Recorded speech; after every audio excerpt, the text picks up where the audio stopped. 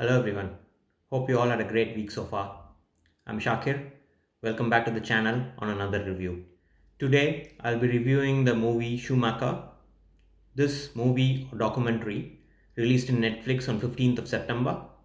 This coincided with the 30th anniversary of Michael Schumacher's entry into Formula 1.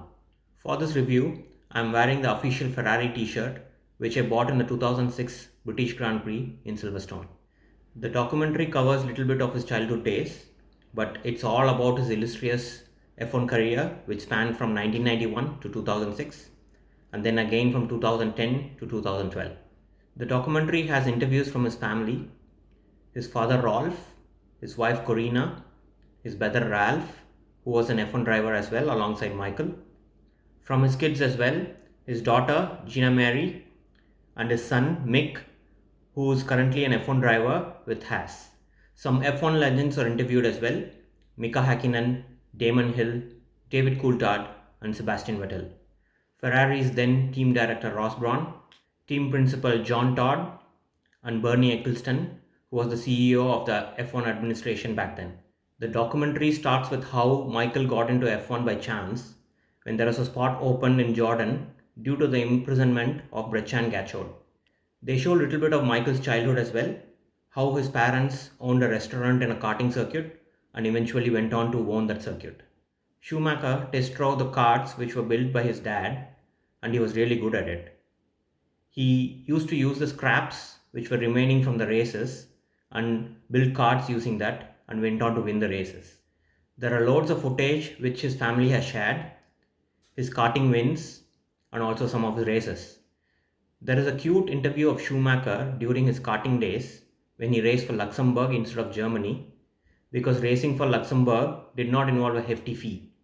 Once he was picked to race for Jordan in the 1991 Belgian Grand Prix and qualified 7th. That caught everybody's attention. He was picked to race for Benetton immediately in the next race in Silverstone. That's when his battle with Ayrton Senna began, and it went on for 3 years.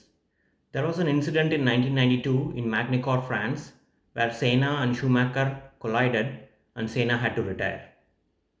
After which, we can see Senna having an animated conversation with Schumacher trying to put him in the place. The rivalry, which started then, culminated in 1994 in Monza, Italy. Senna was leading the race with Schumacher right behind him in second.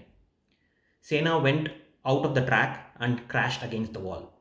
Schumacher went on to win the race but did not celebrate in the podium as Senna was in the hospital. Schumacher was really impacted when he came to know about Senna's death. He even speaks about how he started to see things differently. Damon Hill picked up after Senna's death and gave a really good fight for Schumacher. There was an incident in Adelaide, the last race of the season, with Schumacher ahead in points, where he took out Damon Hill to win the championship. He became the first German champion in Formula 1. He went on to win the 1995 championship as well with Benetton. Then comes his much hyped and high profile move to Ferrari in 1996. Ferrari hadn't won a Constructors' Championship since 1983 and a Drivers' Championship since 1979. There is a section about his great win in Spain in 1996 in heavy downpour with a low performing Ferrari. That's considered one of his best wins ever. In 1997, the title race was between Schumacher and Villeneuve.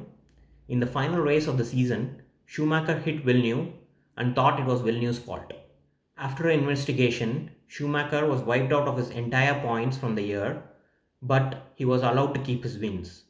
There is a good chunk about his clash with Mika Hakkinen in 98 and 99, his infamous crash with Coulthard in 1998 Belgian Grand Prix, and him marching into the McLaren cockpit for a fight.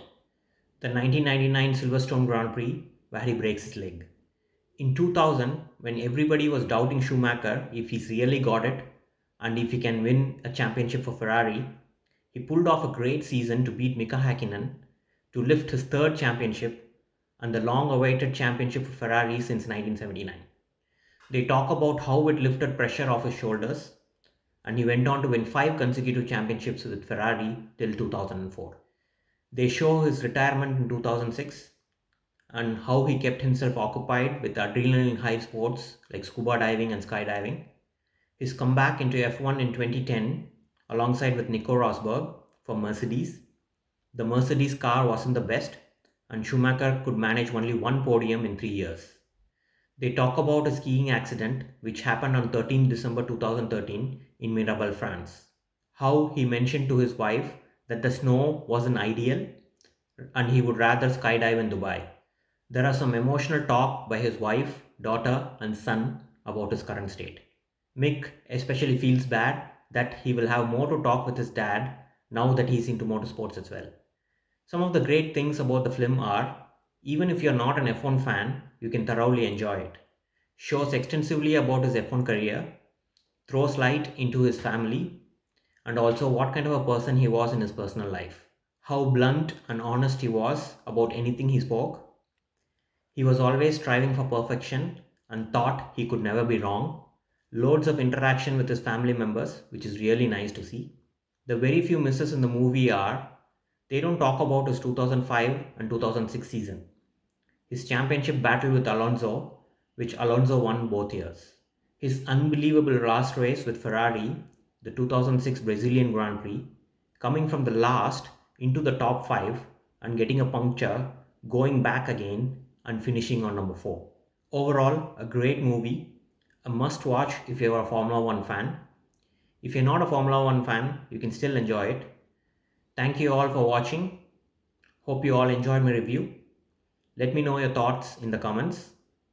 Please like the video and subscribe to the channel. See you all soon. Bye.